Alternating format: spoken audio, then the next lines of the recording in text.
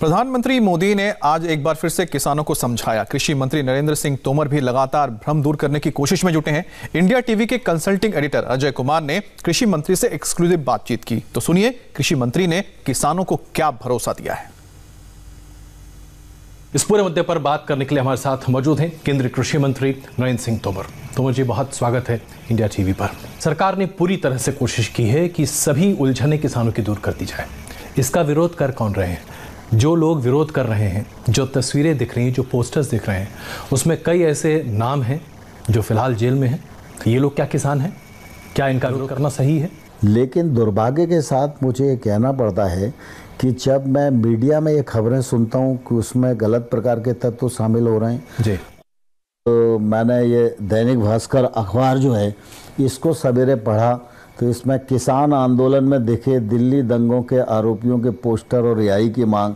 अब ये जो फोटो और तख्तियां दिख रही हैं, हम सब इस बात को भलीभांति जानते हैं कि अगर ये तत्व और इस प्रकार की मानसिकता किसानों के कंधे पर बंदूक रख के अपना गोली चलाने की कोशिश कर रही है, तो मैं समझता हूँ किसानों के साथ ये घोर अन्याय है और किसान को और किसान यूनियन को इस से पूरी सावधानी बरतना चाहिए।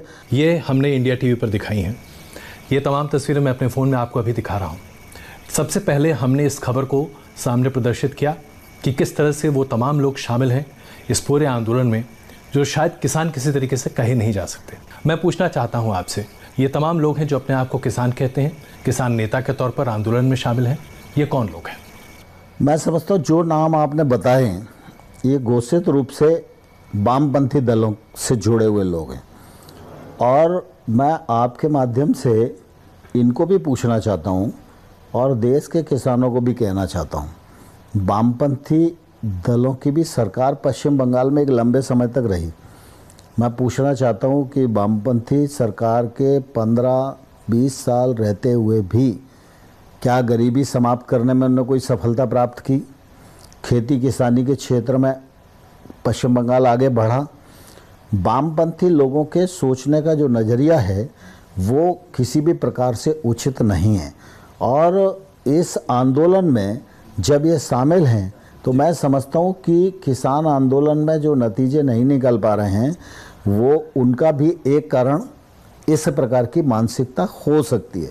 लेकिन मैंने इस दृष्टि से कभी टिप्पणी इसलिए नहीं की कि मैं कृषि मंत्री के नाते किसानों से ही बात कर रहा हूँ और किसान ही आंदोलन में हैं, लेकिन इस प्रकार के लोग अगर किसान के कंधे पर रखकर बंदूक चलाना चाहते हैं तो मैं समझता हूँ ये किसानों के साथ घोर अन्याय है और किसानों को इससे सावधानी बरतनी चाहिए।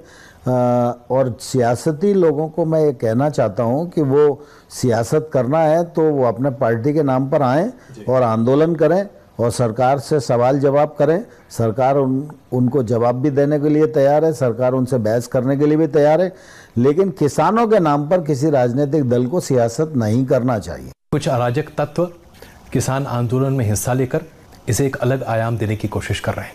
ठीक वैसे ही जैसे CAA के प्रदर्शन के दौरान हमने देखा था कि बहुत बड़े पैमाने पर एक सुनियोजित योजना थी। क्या इस तरह की जानकारी आपके पास भी है? मैं आपके माध्यम से किसान यूनियन के नेताओं को धन्यवाद देना चाहता हूं कि उन्होंने अभी आंदोलन में अनुशासन बनाए रखने का एक सफलतम प्रयत्न किया है। किसी प्रकार की हिंसा वारदात नहीं हुई है, और मैं उन्हें यह भी कहना चाहता हूं कि जब सरकार चर्चा में है तो उनको आगे कोई आंदोलन हाथ में नहीं लेना चाहिए। जब चर्चा का क्रम पूरी तरह टूट जाए तो ही आंदोलन के अगले चरण की बात उन्हें करनी चाहिए। और इस प्रकार के जो तत्व वहाँ मीडिया के माध्यम से देखने में आ रहे हैं और इस आंदोलन को विषयांतर करने की जो कोशिश गलत लोगों के द्वारा की जा रही है, किसानों को और किसान यूनियन को दोनों को इससे सावधान रहने की आवश्यकता है, नहीं तो ये किसानों के साथ बड़ा अन्याय हो जाएगा। क्या आपको लगता है कि एक सोची समझी रणनीति के तहत किसानों को बरगलाया जा रहा है, उन्हें जानबूझकर सरकार के खिलाफ भड़काया जा रहा है? ऐसा नहीं मानता हूँ कि किसान को बहकाया और फुसलाया जा सकता है।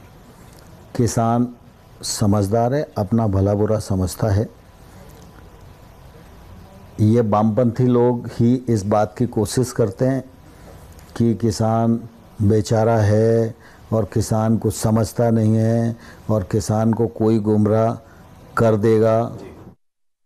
मैं उन लोगों से पूछना चाहता हूँ, किसान मतदाता भी है और जब जब भारत के प्रजातंत्र पर संकट आया तो इसी किसान ने मतदान करके इंदिरा गांधी जैसी सरकारों को अपदस्थ करने में भूमिका निभाई जी। और एक बार नहीं अनेक बार ऐसी परिस्थितियां आई। आज भी किसान आंदोलन चल रहा है, उसके बावजूद भी बिहार का रिजल्ट आया ना जी। तो बिहार में किसानों ने मतदान नहीं किया गया?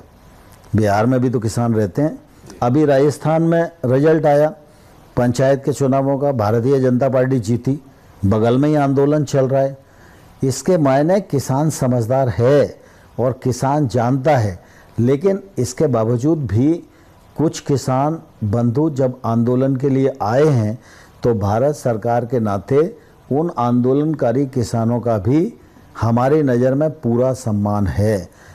हम यह बात बहुत जोर देकर कहना चाहते हैं कि हमने जो कानून बनाए हैं बहुत साफ नियत के साथ बनाए हैं और किसान के जीवन में तब्दीली लाने के लिए बनाए हैं और किसान के घर में समृद्धि लाने के लिए बनाए हैं। लेकिन फिर भी अगर किसान यूनियंस को ये लगता है कि कोई कमी इसमें है तो सरकार चर्चा करने के लिए और वार्ता करने के लिए तैयार है। और मैं किसानों को कहना चाहता हूँ कि हम सब लोगों को आंदोलन का रास्ता छोड़कर वार्ता जारी रखनी चाहिए और जो हमने प्रस्ताव दिया है उस प्रस्ताव में आपको ऐसा लगता है कि कोई कमी है तो उस प्रस्ताव पर चर्चा जारी रखना चाहिए। लेकिन अब दिल्ली वालों को ये डर लगने लगा है। पहले सीए के विरुद्ध प्रदर्शन में दिल्ली 3-4 महीने बंधक बनी रही, अब एक बार फिर से पूरी तरह से दिल्ली एकदम कब्जे में है। 6 सड़कें हैं जो दिल्ली के आने जाने का रास्ता है, 4 पर किसान बैठे हैं, कह रहे हैं कि बाकी 2 को भी बंद कर देंगे। आपने बिल्कुल ठीक ही कहा, क्योंकि लोकतंत्र में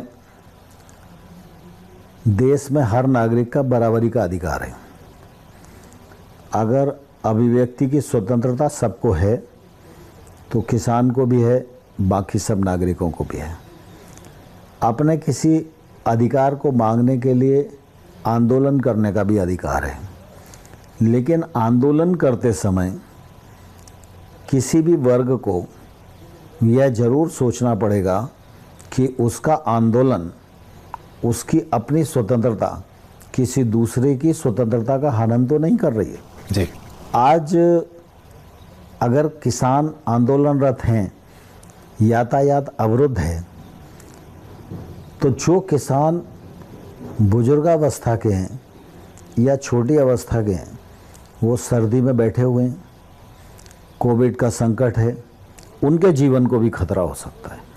लेकिन उनके आंदोलन के कारण यातायात अवरुद्ध है, उसके कारण अर्थव्यवस्था को दिक्कत हो रही है, उसके कारण नागरिकों को यातायात में दिक्कत हो रही है, जीवनचर्या में दिक्कत हो रही है, मौलिक और आवश्यक वस्तुओं की आवाजाही में तकलीफ हो रही है।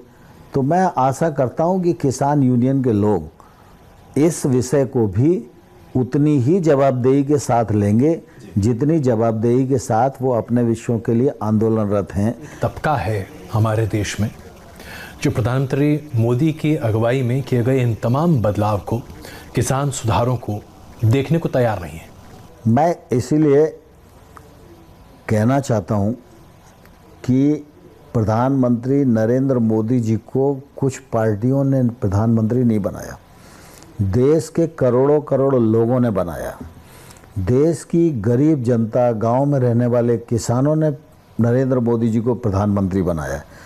और दुनिया इस बात को जानती है कि नरेंद्र मोदी जी का अपना कुछ नहीं है। नरेंद्र मोदी जी का कृतित्व, व्यक्तित्व, उनके जीवन का एक एक पल, एक एक क्षण, यह भारत और भारत की जनता और भारत को आगे बढ़ाने के लिए पूरी तरह समर्पित है जी। और इस समर्पण और उनके दृढ़ संकल्प के परिणाम स्वरूप देश भी आगे बढ़ रहा है, देश की साख भी दुनिया में आगे बढ़ रही है और मोदी जी की लोकप्रियता भी बढ़ रही है।